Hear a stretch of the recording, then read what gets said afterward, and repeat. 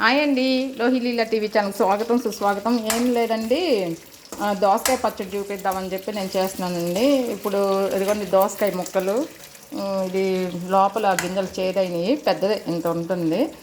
దానికి సరిపడా మీరు ఎంత కారం తింటారో అన్ని పచ్చిమిరపకాయలు, ఇదిగోండి ఇలా పల్లీలు ఒక 2 స్పూన్లు, కానీ అట్లా ఒక నువ్వులు ఒక 2 స్పూన్లు వేసుకున్నాను.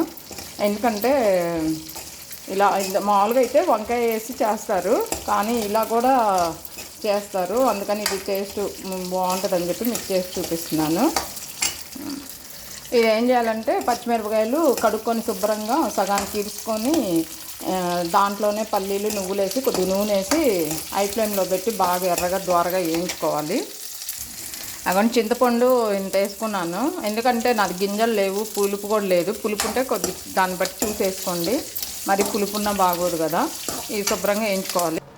వేయించిన పచ్చిమిరపకాయలు మొత్తం నువ్వులు పల్లీలు అన్నీ వేసి దాంట్లో కొన్ని చిన్నులపాయలు 4 రెబ్బలు, జీలకర్ర కొద్దిగా 1 స్పూన్ నేను ఎక్కువ వేసుకుంటాను. సరిపడా ఉప్పు వేసుకొని మిక్సీ పట్టుకోండి, లేదా మీకు రోలు ఉంటే రోట్లో నూరుకోండి. మిక్సీలో మెత్తగా పట్టుకున్నాను కదండి, అది ఒక గిన్నెలో వేసాను, ఎందుకంటే నా దగ్గర రోల్ లేదు. రోలు ఉంటే కచ్చపెచ్చగా మీరు మెత్తగా దంచుకున్న తర్వాత ముక్కలు వేసేయండి. ఎందుకంటే అవి ఊరికనే నలగకూడదు కదా, కచ్చాపిచ్చిగా దంచుకోవటమే కదా. నేనేం చేస్తానంటే మళ్ళీ మిక్సీలో తిప్పితే మెత్తగా అయిపోతుంది అని చెప్పి ఇట్లా గిన్నెలో వేసుకొని దంచుకుంటాను నేను. కొద్దిగా పసుపు వేసుకోండి, ఒక 1/2 స్పూను 3/4 స్పూన్ వరకు, ఎందుకంటే దోసకాయ పచ్చడి అలా వేస్తే బాగుంటుంది. వీటిని ముక్కల్ని ఇలాగ నేను 2 నిమిషాలు అటు ఇటు అంటానండి, మెత్తగా కాకుండా మొత్తం కలిసేటట్టుగా. అది మిక్సీలో వేసుకొని మొత్తం కలిసేంత. దీంట్లోనే కొద్దిగా కొత్తిమీర, పుదీనా, కరివేపాకు ముందే నీళ్ళలో ఉప్పుని ఇట్లా నానబెట్టి మళ్ళీ శుభ్రంగా కడిగి సన్నగా కోసుకున్నానండి. దీంట్లోనే వేసి సగము కచ్చాపిచ్చిగా అనుకుంటే బాగుంటుందండి. కొద్దిగా తాలింపులో ఉంచుకున్నాను, ఎందుకంటే ఇలా నాకైతే ఎక్కువ వేసుకుంటాను, మీ వీలుని బట్టి తక్కువ వేసుకుంటే వేసుకోండి.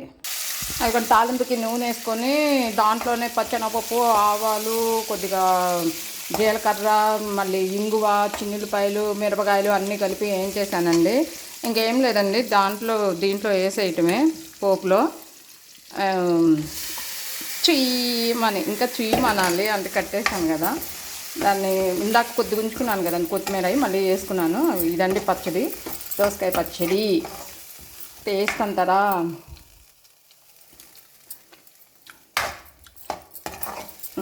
సరిపోయిందండి. పులుపు కారం కొద్దిగా తగ్గింది. అవసరమైతే దోసకాయ పచ్చళ్ళు ఎప్పుడైనా ఘాటుగా ఉంటే కొద్దిగా టేస్ట్ అనిపిస్తుంది. కొద్దిగా మిరపకాయలు మీ కారాన్ని బట్టి ఎక్కువ వేసుకోండి. సరేనండి, వీడియో నచ్చితే సబ్స్క్రైబ్ చేయండి, లైక్ చేయండి, షేర్ చేయండి అండ్ సపోర్ట్ చేయండి. Please do subscribe. Thank you అండి.